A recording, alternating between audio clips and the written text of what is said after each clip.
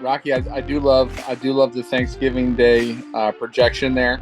For me, Thanksgiving is one of those days in my football season that I look forward to. I love it, right? What used to hold true, and that was you never go against one of the D squads on Thanksgiving. The way Detroit's playing and the way Dallas is playing, quite frankly, I think we're going to get a couple of healthy D's winning tomorrow. That being said, I am also going to channel the memories of John Madden. I'm going to go gobble gobble too in the third game, and I'm going to take Christian McCaffrey to absolutely go off against Seattle in his showcase on Turkey Day. I think he's going to gobble up yardage. I think he's going to gobble up touchdowns. I'm going to call him for over 200 total yards and 3 touchdowns tomorrow.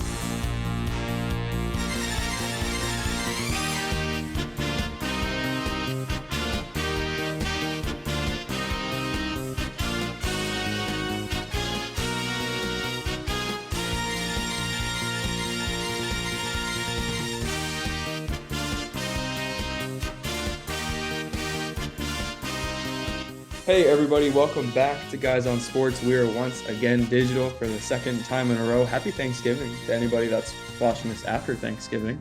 Right now it's Thanksgiving Eve for us. It's 11 in the morning. Mark's drinking a beer. Phil's not with us, but he's behind Rocky, as he usually is. Yes. How was week 11 for everybody? I guess before we start with that, yes, I lost to Mark. It was a 3-point loss. We'll get it out of the way. You lost in grand fashion. I spanked that ass. Yeah, no, I think what you're doing is minimizing your defeat. It was a bloodbath. It was a utter bloodbath. You got beat by a previously 4-5 team. You've allowed Mark to go to 500 and become respectable. So it's a double. You're 500. You've given Mark his pride back, which we don't like, a prideful Mark. And you got thrashed by his. Let's face it, right? I'm rewriting the script in this league. All right? I'm doing this in a super flex league with one quarterback. Why? Because I want to show that you can. You got lucky. I had 2 running backs got injured, or else I would have really thrashed you. I refuse to bow down and pick up a second quarterback. I got lucky. Air went down, so I have Gardner Minshew if I need him. But I'm not gonna placate into all your ravenous hands where you guys try to bend me over a barrel and you're like, I'll take Christian McCaffrey for Desmond Ridder. No, that's not gonna happen. You know what? I'm gonna take my one quarterback. I'm gonna take my stellar offensive juggernaut. I'm gonna run through you guys in the playoffs. This is just the beginning. You gotta get in the playoffs first, man. Wow. I'm in there. All I'm saying is, again, and this is why my background is Phil the Overlord, because as always, Phil, he's kind of subtle. People can hear his New Jersey accent, maybe think he's not as bright, but he's intelligent. He may be like Einstein level. He's the puppet master. Again, he designed a league where only a Pasquale can win. And this year, he has Zach playing the worst team twice toward the end of the year, so that he's got an easy victim in the first week of the playoffs. I mean, it just goes to show in that photo that you have behind you. Look at the calculation in that lazy eye. That is just ridiculous. That is the look of a demonic commissioner. Yeah. That is just, he will do anything to not let a Pasquale win this league. Yeah, it's a power grab. I actually noticed that.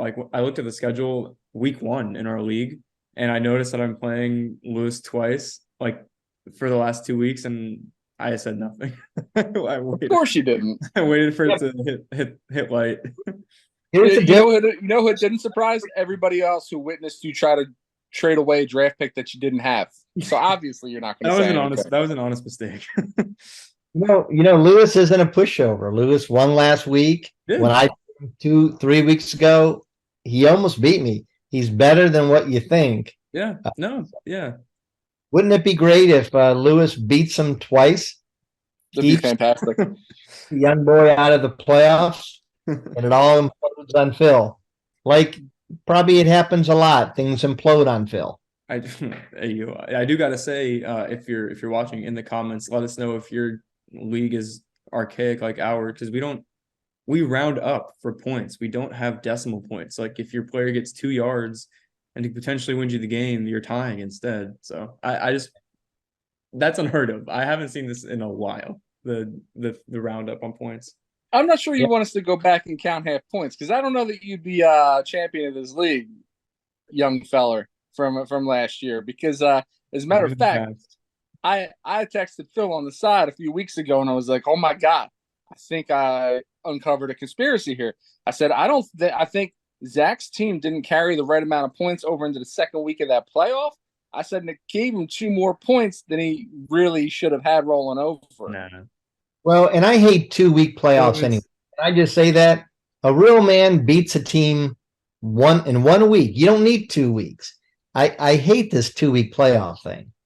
Yeah, I mean, luckily we don't do week 18 playoffs. That is the worst, hands down. Yeah, Because week the team 18 that is got terrible. you there is not playing. Like I actually won a league like 3 years ago because I picked up Rashad Penny and I picked up Amon-Ra St. Brown when he was still on waivers his rookie year, I think, and I won a league because I had a waiver wire team. Yeah. Yeah. On good teams like the Browns, they rest their stars the last week of the season because they're already in the playoffs. So, All right. Well, I guess you're probably wondering what this episode is going to be about. Well, we're doing a What Did We Learn Week 11 recap. We're going to talk about our weekly waiver wires, which is probably the most successful part of our show. So stay tuned for that because we've been hitting on those.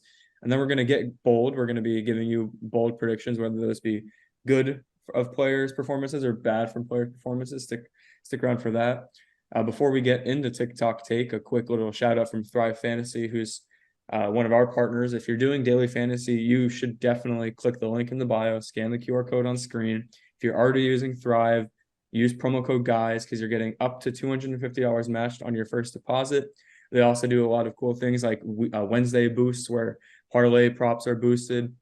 And then you're also going to get a lot of free prop scores, which are on screen for you now. In the past, there's been like Mahomes 0.5 passing. You've had Tyreek Hill 0.5 reception.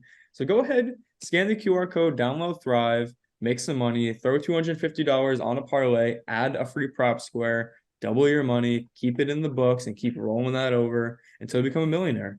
That's what you should do. So thank you, Thrive, for being one of our partners. It helps out our show, and we would love it if you supported us. Join Thrive Fantasy. And then without further ado, we'll get into TikTok Take.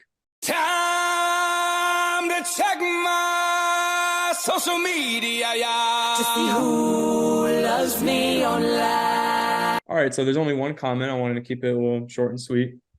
It's from a callback to when Mark said that Keaton Mitchell was worth stashing probably like 6 weeks ago, and now he looks to be the Ravens running back of the future. Owen said, I'm starting him over Deontay Johnson at flex this week. My balls are huge with a capital huge.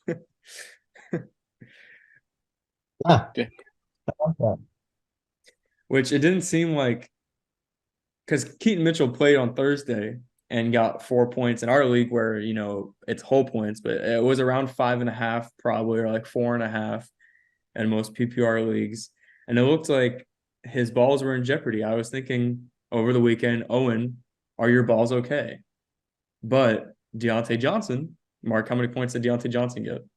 Deontay Johnson had 1.7 points. And I'm pretty sure did I hear that right? You were thinking about his balls all weekend, right? Is that what you said? I was concerned because if you take our advice with the grain of salt you should, I was worried that they were deflated. I was worried. For Owen. I think, huge balls, props Owen, because that was huge balls to play. Yeah. We did call that right. Certified Mark. Mitchell did outpoint Deontay Johnson. And, I think, do we offer some sort of ball recovery or ball rejuvenation program for people that are willing to take our advice and have to sweat it out? Yes, your balls are guaranteed on our podcast. We should have some type of insurance policy if you partly like blindly take our suggestion on something. If you maybe we could talk Thrive into doing some kind of like extra like in order.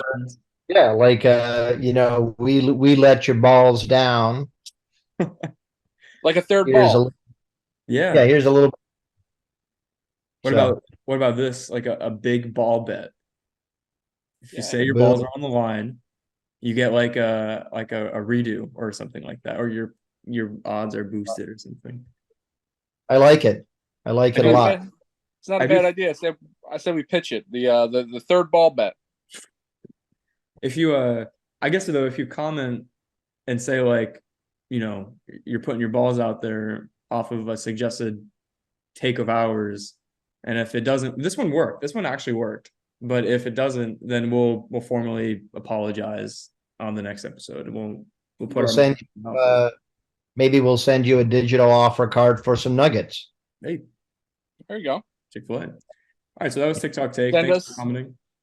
send us a picture of your hurt balls, and we will send you a Nugget redemption card. Disclaimer, Mark does not actually want pictures of our viewers' genitalia.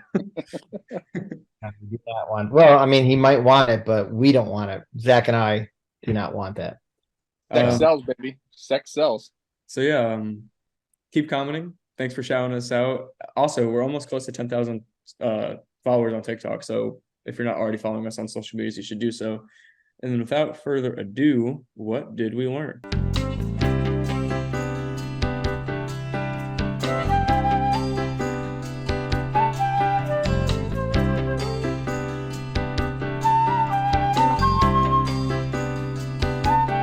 What did we learn? So I guess I'm first here.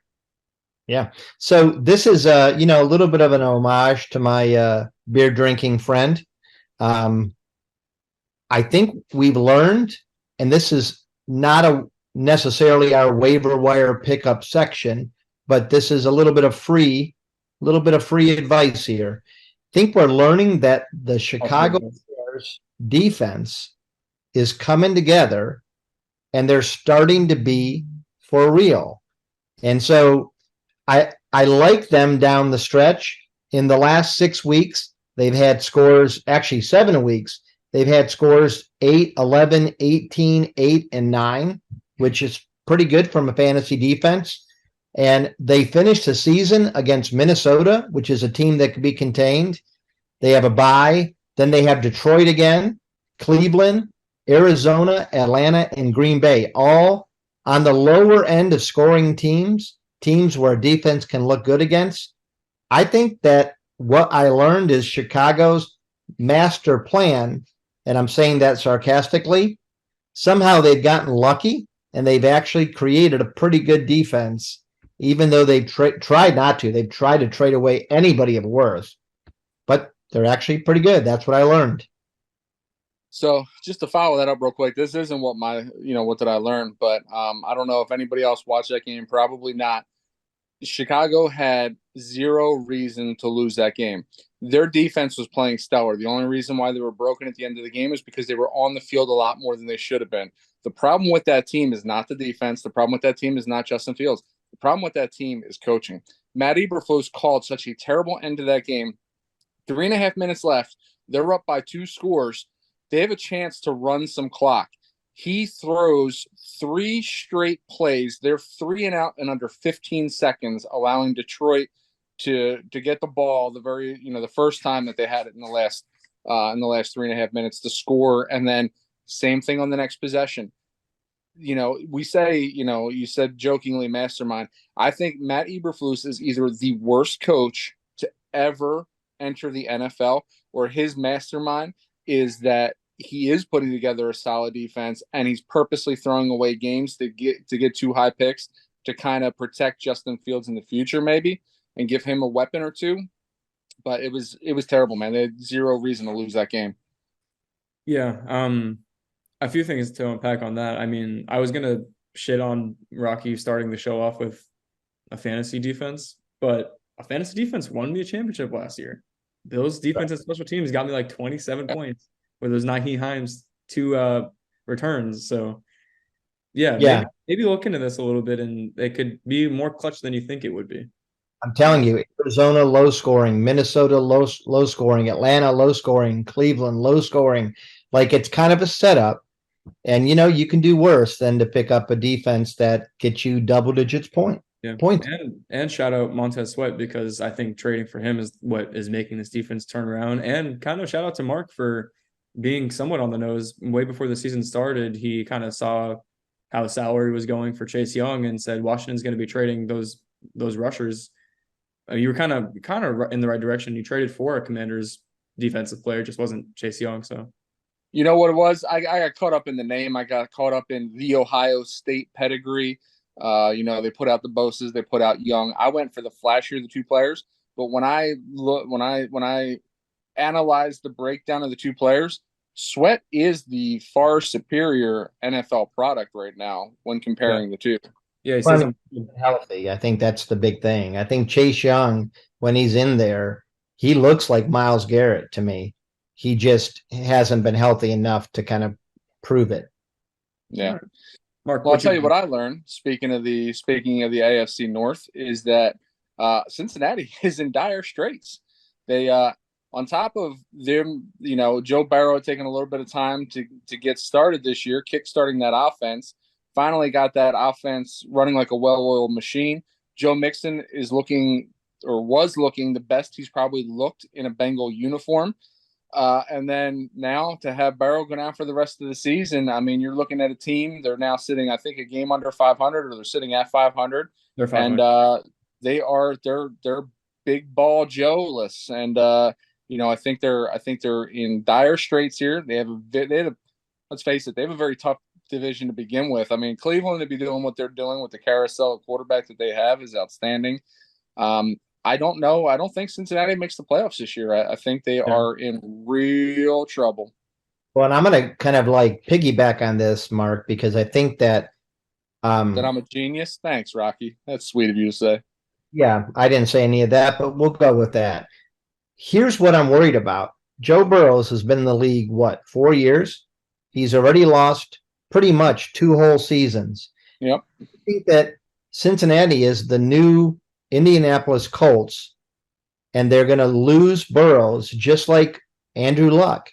They have now failed to protect their all-star quarterback, all-world, the quarterback everybody loves. Heck, even Zach's girlfriend has a thing for him, but they're not protecting him. They've had chances to draft offensive linemen or trade or whatever, and they've cobbled it together. I think Joe Burrows is in serious. He's a serious possibility to have a very short career unless they begin to think through this. Yeah, there is it's actually kind of weird because there's a lot of noise about how Zach Taylor and management didn't list Joe Burrow on the injury report for his wrist. And then the injury that he threw a touchdown to Joe Mixon and then grabbed his wrist. So there's it's almost like they end with the calf too. Like they brought him back a little early. Like I don't know if they have his best interests there. I don't know. I mean, they probably should, and maybe they do because they paid him, obviously, but it's just something to look at with how they've been dealing with his injuries. It's almost like they know that they're Joe Burrow dependent, and maybe coaching is trying to keep their jobs because of that. Yeah. Also, fantasy spin.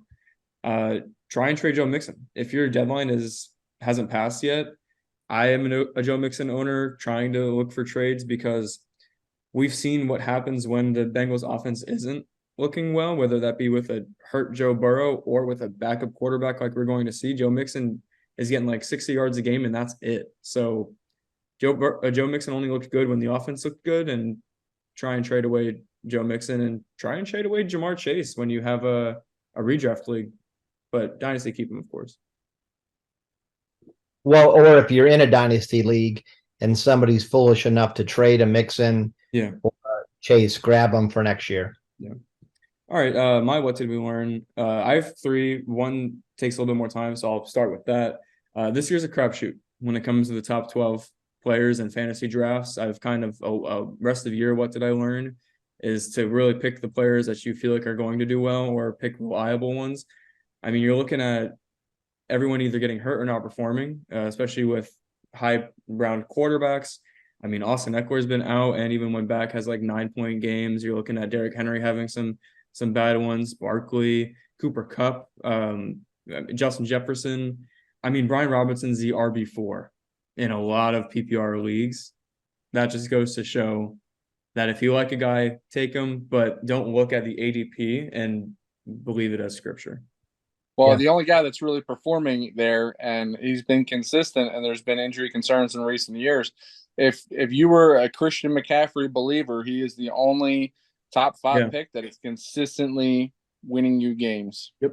Every other pick has been not what they're supposed to be. So Well, I think we called some of this at the start of the season with Cooper Cup. I know we were a little bit concerned, or at least some of us were, about Austin Eckler. Austin Eckler got run down by a much slower, he did not look, either he is still injured or he has lost some of his yeah. burst. Yeah, I think so. I think the latter. I think he's getting past his prime. Right. I also think, there's a lot to be said for guys that kind of, later in their career, they start to, diversify their life and diversify, what they really put priority on in life. And as we've seen in recent years with Austin Eckler, he's been pretty vocal about, he likes to go out and he likes to do adventurous things. He likes to play guitar, like he's doing a lot of things that, maybe aren't necessarily 100% football committed, and it shows up on the field. It does. It goes a long way with these guys.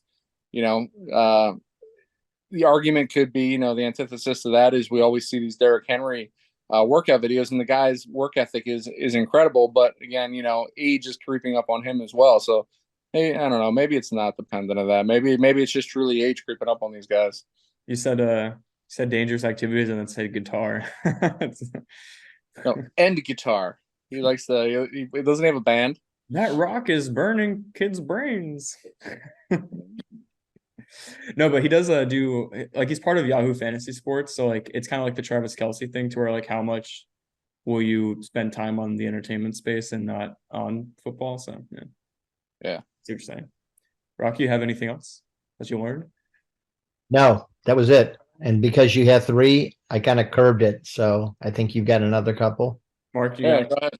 Shoot it. Go. All right, two quick ones. My only two left. Kyler Murray is a quarterback one. If you have him off waivers, if you've stashed him for the entire year, put him in your QB1 spot. I was a Joe Burrow and a Kyler Murray owner, so thank God I kept Kyler Murray and no one took my trades from the previous week.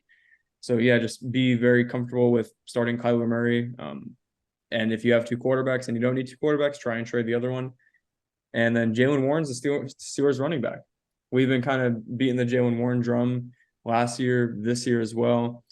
He is the Steelers running back. He's put together 2 100+ rushing games, and he just looks to be the guy. He's broken the most tackles. I think the second closest guy was I saw the stat earlier. It was Travis Etienne, but Etienne's had more snaps. Jalen Warren's doing with less target share and with less rushing attempts. So Yeah, he's I was a Warren truther way back in preseason. And I hate it because I had to trade him in one of my leagues because I was desperate and I had to get a receiver, but I hated doing it. And I remember saying way back on one of our preseason episodes that if you look at every advanced analytic, that he was a top 2 or 3 back in the entire league. He's almost unstoppable. You saw that against the Browns defense, which the Browns defense is for real. And it's not just because I'm a Browns fan. And they had trouble tackling this guy on first hit. He is a monster and he runs recklessly, which you love to see. He reminds me somewhat of James Robinson in his rookie season, where he just said, I know I'm not the back that's supposed to take the job, but I'm going to make it impossible for you to keep me off the field. He's a much better back than Najee Harris. So, I mean, I do like the explosiveness of Jalen Warren, but I mean, if we're being honest, his stats this past week are a little skewed. He had that 175 or 85-yard touchdown, and aside from that, I think he averaged under 3 yards per carry. If you take that big run out of there, I still need to see a little bit more from him. If you extrapolate that across the rest of the season, I'm not denying that he's an explosive runner, but I can't trust that Pittsburgh offense in any form or fashion. They have 2 running backs that are highly capable. Najee Harris, when given opportunity, Najee Harris was averaging over 5 yards a carry for a few games. Najee Harris is also a very dynamic back. Kind of reminds you of like a smaller Le'Veon Bell, and almost feel like possibly his fate is going to be written like Le'Veon, where he's going to probably play himself out of Pittsburgh and then play himself out of a career. But again, this for me, this Pittsburgh offense is just it's a little tough to watch. That's fair. Well, That's the reason. but if you think about the fact that Warren is actually doing this with typically 7 to 8 men in the box, the Browns played man-to-man defense on the receivers, and they had everybody stacked up close, and he was still finding holes. I love his pivot. So I think with Matt Canada being fired, that a good take may be, good take may be that you try to trade for Pickens and Deontay Johnson. They may start picking up toward the end of the year because Pickett is a bad quarterback, but he's not this bad. Yeah.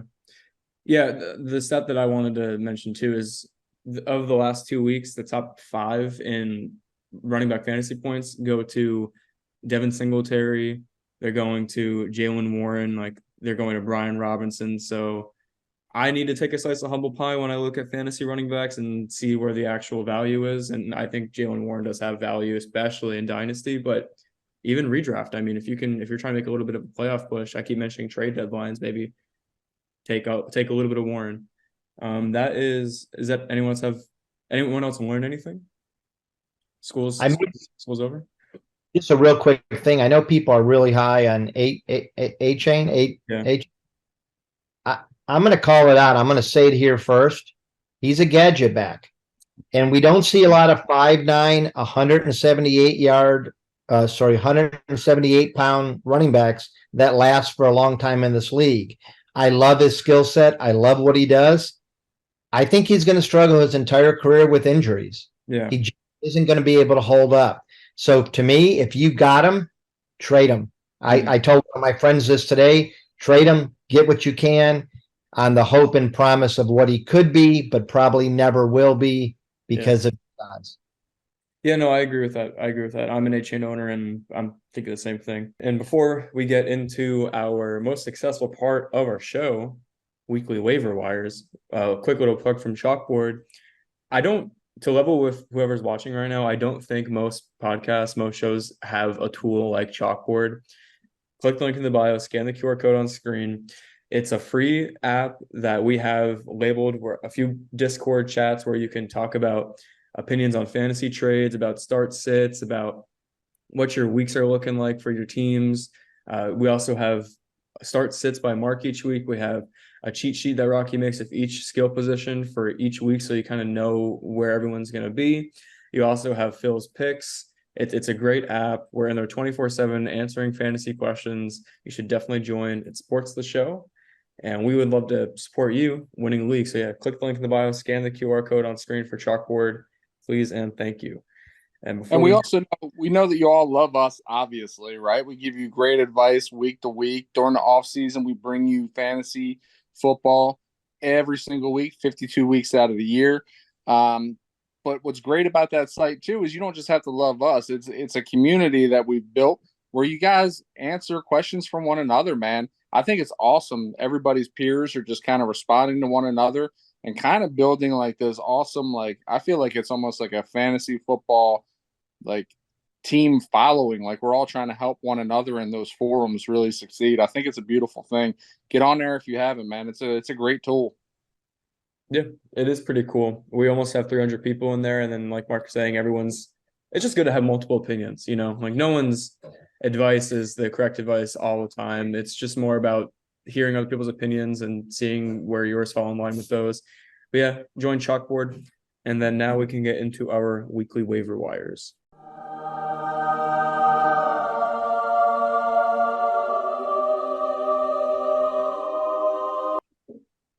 All right, I'm going to jump right into my first, if you guys are okay with that. This is pretty quick, and if you realize we're in week 12, so there's probably not a lot of players we haven't already spoken about.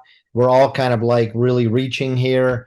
Let's face it, if you're trying to pick up a running back or a wide receiver or a quarterback this late in the season, something happened. You've got an injury, you've got to buy. I'm going to start out with this guy, Ernest Johnson. I think Tank was the guy we thought was going to be the secondary back, but for whatever reason, it just hasn't seemed to work. And Johnson, who's proven to be a really good back on other teams, he had several 100-yard games when he filled in with the Browns. I think you're going to see that if Jacksonville's smart, they're going to be resting Travis a little bit, not a lot. But what I loved is Johnson got 10 touches and he had over 54 yards last week. He can also catch the pass. So I think he's going to be integrated more in the offense. And I think he's a good grab if you're running back weak. Rocky, I really like that pick, especially here in week 12. And if we reflect and we remember sleeper picks from early on in the season, before the season even started, there was one guy in particular that really loved Ernest Johnson. And I'm very high on him. And I said from the get-go, I don't think Cleveland should have ever let him leave town. Yeah. I think he would have been an amazing fill-in in the absence of Nick Chubb. Because right now they're struggling a little bit with Ford and Hunt to really get any kind of chemistry going. D'Ernest Johnson is a fantastic hard-nosed runner and will make he will take every opportunity and try to make the best out of it. Yeah, I'm actually taking your advice on this one, and it's someone I didn't think about until you mentioned it in our chat before the show. And yeah, I'm taking that advice. I'm picking him up because Doug Peterson does like to do a little bit of a running back tandem. So yeah, Johnson. I think he's only rostered in like 3% of the leagues right now. Yeah. So could be available. Mm-hmm. Nice. Mark? Capitalize on every opportunity. That's the big word I was looking for. Sometimes I get caught up in here and forget some stuff. All right. You're 3 years in, so I mean, yeah, My waiver wire picks here are going to take a little bit of a super flex spin here. It is late in the season, and it's very difficult to pick up quarterbacks on the waiver wire. But fortunately, in the last couple of weeks, you've been blessed with a couple of opportunities to pick some up late in the season. I just want to say, you know what? New York has a new sheriff in town. The Jets don't have the only young, good-looking quarterback banging his mom's friends in his mom's house. Mr. Tommy DeVito living at home, man, throwing 3 touchdowns, throwing for 250, averaging almost a first down per completion and a completion percentage of close to 70%. I say Tommy DeVito is probably worth going out and getting if, New York can really figure out what's going on with their wide receiver room. Tommy DeVito is a great addition at the end of the year for your super flex leagues. And I would say if he is still available, go out and get him now while you can. Yeah. No, I got nothing else on that one. Tommy DeVito. Well, I hit fantasy. I hit MILF banging. I hit everything. You did. You hit all the 3 points. Yeah. I guess I'll go with my first one. And this is somebody that we did mention before, but I do want to reiterate Demario Douglas, who is still not rostered in half your leagues around the world. He's strung together a nice few consecutive double-digit point games. Seems to be the only wide receiver with consistency in New England. I don't really trust much, but I do trust at least that production from him if I were to put him in my flex. If you're wide receiver needy, we mentioned Odell Beckham last week, which hit. I'm mentioning Demario Douglas this week, and I think the trend continues with him. I'm going to go right back to another wide receiver, and this is one that was a first-round pick, so obviously the team felt pretty good about it, but he's still only rostered in 24% of the leagues. But every week I'm seeing his percentage of routes run going up. Last 2 weeks ago, it was about 56%. This week it jumped to almost 70%. He has only been targeted, I think it was 2 times the week before, but this past week started seeing more targets. We believe in his skill, and that's Jameson Williams. The reality is Detroit needs a secondary receiver to throw to outside of their Amon and the tight end. And so I just think that down the stretch, Detroit's got an easier schedule. I think they're going to really try to see what they've got in Williams. And I think they're going to be targeting him more. So I would say he's worth the risk. Yeah, especially with how you utilize him in those packages too. Like you mentioned before, the reason why he left Ohio State, went to Alabama is the straight line runner. He's very fast. He's able to get behind the secondary, and Goff still has a cannon. And when Amon is just dissecting your secondary underneath, you're going to have those opportunities multiple times in games to go over the top. And provided Jameson Williams and his slight Devontae Smith like frame can stay healthy, he's definitely a good waiver ad. The Goff fence. Trust in the Goff fence. The Goff fence. All right, man. I'm going to keep it going here. Superflex. We were gifted this past week with another opportunity to pick up a quarterback, and that's Cincinnati. Mr. Jake Browning inherits the keys to what could be a juggernaut offense. With that being said, we highlighted earlier that that offense took a while to get going. Jake Browning, they brought him in obviously after the Burrow injury and tried to keep everything close to the line of scrimmage. I was reading, it didn't really have too many attempts downfield, but again, no one was expecting that guy to enter the game at all. So hang on a second, I got my recycling truck passing by the garage here. Man, that's loud. Can you guys hear that? No. Zoom does a good job of canceling it. Yeah, they do apparently. Well, it threw me off anyway. But Jake Browning, everything was close to the line of scrimmage, so eventually you're going to see that open up. Let's face it, Jamar Chase, hopefully T. Higgins comes back soon. Tyler Boyd, a very capable wide receiver 3, and then we have average Joe, who's doing a little above average this year. The one thing that Browning does give you that you've not seen from Burrow as of late is he gives you an opportunity with his legs as well. He had 4 runs for a total of 40 yards, so he's going to mix up your point values there. And who knows, maybe vulture a rushing touchdown or 2 down the stretch. So try to pick up Jake Browning this week in any super flex league where you do need a second quarterback. Yeah, my 2 next one, I have 2, and they're both injury related and kind of obvious. So just throwing it out there, if for whatever reason you live under a rock, Mark Andrews is most likely done for the season. Isaiah Likely instantly goes into almost a tight end 1 in fantasy. He did it last year when given the opportunity, and I did want to mention just because it kind of saves Phil's like all-time terrible take of the Ravens cutting Mark Andrews. So who knows what happens with the Ravens and that contract with Mark Andrews' injury history.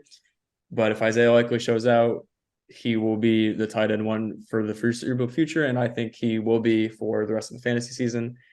And then Zach Charbonnet. Kenneth Walker went down, oblique injury, not an IR candidate, so don't throw away your K9 stock. But Charb already had 12 fantasy points in the game that he took over for him last week. I think it continues. Yeah, you know what? I want to backpedal here just a second on your takes there. I don't think Phil's take was all that bad, to be honest. I think Phil got unfairly ripped on a very big. It was clippy. Yeah, on a very big brain take, and he wasn't the only one saying it. I've mentioned before about Mark Andrews' injury history, and Phil came out and Phil like Owen had the balls to come out and take the hit for what was potentially imminent, and here we are. Now we're sitting exactly where he said that we would be.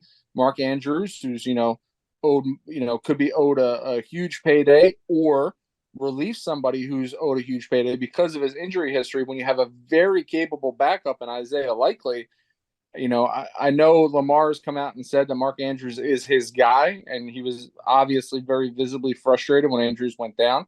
But good on Phil for this take, and I think it's actually going to shake out exactly how Phil called, to be honest with you. Big brain. I didn't see it coming. Yeah. One more person that I would look at if you're really quarterback needy. I find myself to be that in one league. And if you're, really just looking to get lucky, I think Dorian Thompson is somebody who you can pick up. He did not look good against Pittsburgh's defense, but to be fair, almost no quarterback has this year, except for at the last drive when Stefanski took off the training wheels and said, we got to get a field goal to win the game, do your thing.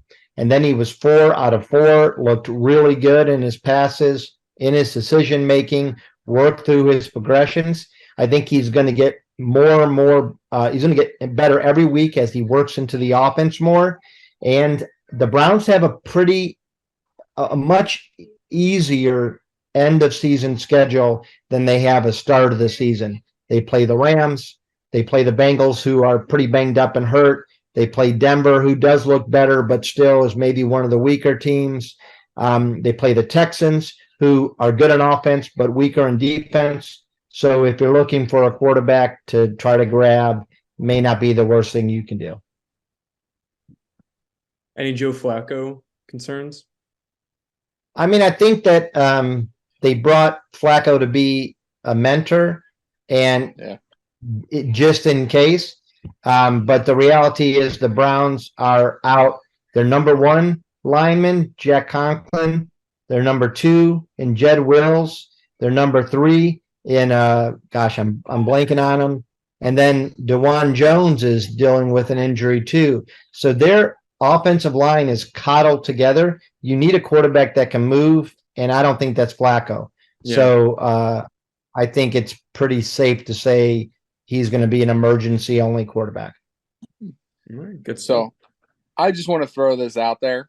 If you're one of those guys that saves your free agent dollars for the end of the year and you've got some room on your bench, right? We're going into week 12. So obviously things move around. You usually have a couple of bench positions open and you move some guys to IR. You know what I'm doing? I'm throwing $1 on Tom Brady because guess what? I have a bench spot that's open, right? It's of no use to me. And there are a lot of teams that are playoff contending teams that are quarterbackless. And we all know Tom Brady hates being at home, and he's got a penchant for being on the football field. I think the dude's bored. I think he wants to come back. Throw $1 on Tommy B. He did say that the NFL has some mediocrity right now too. I don't know if you guys saw that clip floating around, but I did, and I do know that the Browns did reach out to him 100%. Their like number one sideline reporter mentioned that was a call they made, and it was funny because they asked her if he immediately said no, and she did not say that his immediate answer was no.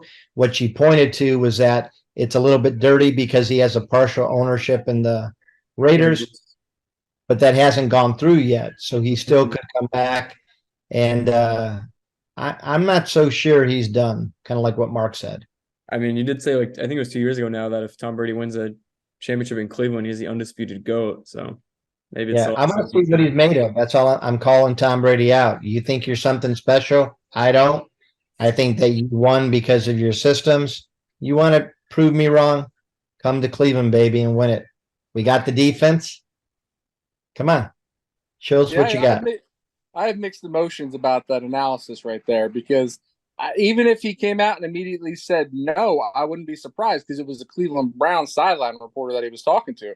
I can see him immediately saying no to Cleveland, but I could see him coming to Cincinnati. I could see him coming to the Jets and playing until Aaron Rodgers is healthy. I could see him going somewhere where, like the city is at least livable. All right, well, weekly waivers come to a close. Now it's time to get bold. That's how you get bold. I guess I'm going for to consider this be consistent here.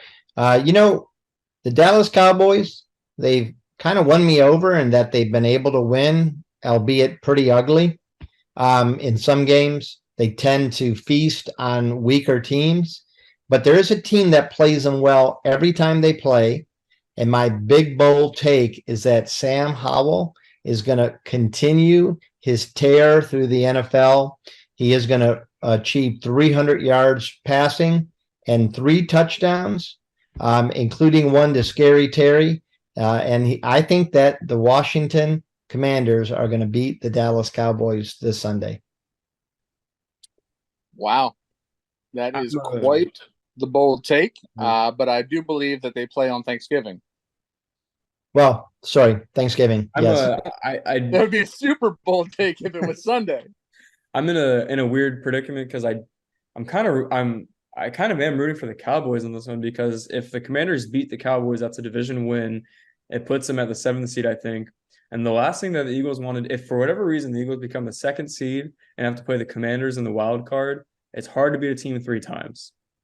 Part of my take was the one that kind of put that little nugget in my brain, and I don't want that to come to fruition. Don't want to see them in the Well, playoffs. Rocky, I do love the Thanksgiving Day projection there.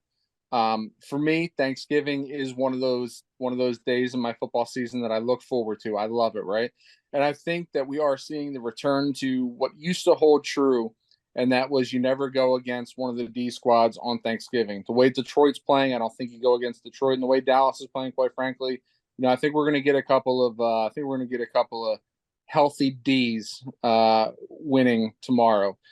That being said, I am also going to highlight Thanksgiving Day game to channel the memories of John Madden.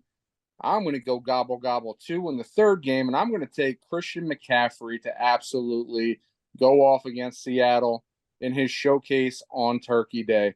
I think he's going to gobble up yardage. I think he's going to gobble up touchdowns. I'm going to call him for over 200 total yards and 3 touchdowns tomorrow. Wow. All right. I guess it's my turn, huh? Well, you waited long enough, but the Zay Flowers breakout game is here. He's playing the Chargers, 31st ranked passing defense, terrible defense. Thank you, Brandon Staley. And he's going to have 85 plus receiving yards, 5 receptions, and a touchdown specifically. 85, 5, and a TD for Zay Flowers. 20 plus points. The breakout game is finally here. Not bold enough for me. Go higher. No, it's bold because it's specific. 5, my God. 5 receptions. Exactly. 85 I feel and a touchdown. I feel like, I like your strategy. If you just say this every week, it'll eventually become true and you'll probably clip it and make yourself seem like a god. But no, I've only called for Zay Flowers for the get bold portion. This is the first time officially, but I don't know, man. You 5 better receptions exactly, 1 touchdown and 85 plus. That's the exact take. I don't know, man. You've been semi-hard for Zay Flowers most of this year. I need him. Well, first off, let me point out 2 things here. All right, 2 things. First off, 5 receptions at 85 yards isn't bold. All right. Secondly, touchdown puts him at plus 20. Even if he hits your projection of 5 for 85 and a touchdown, that's still under 20 points, and you just said over 20-point production. It's not. It depends on your league. 5 and 85 is 13.5 and 6 for a touchdown. That's 18.5 points. No, Get bolder. Depends on your league. All right, 6 receptions. 6 receptions, 85 plus, and a touchdown. That's still 19. That's still 19. Well, he's gonna have 85 plus, so 90 probably. But what if you don't get partial point scoring? Well, then your league's in the Stone Age, and you deserve to lose. That's my take. Zay Flowers. It's specific. It's a specific take. All right. I feel it in my bones. He's gonna have 5 to maybe 6 receptions, 85 plus, and a TUD. It's gonna happen. Okay. Yeah. So that's the show, I guess. That is the show. Thanks for watching. Have a happy Turkey Day tomorrow. Make sure you eat a lot of food. Make sure you win your matchups. We will see you on. We probably will see you on Sunday. We'll do a live stream, and then we will see you on YouTube the following week around Tuesday, Wednesday, Thursday. Make sure to follow us on all of our socials, G1 Podcast. Make sure to like the show, subscribe, turn on notifications, comment, let us know where our takes are at, and let us know any questions you may have. Join CHALKBOARD, do daily fantasy to thrive. We'll see you on the next one.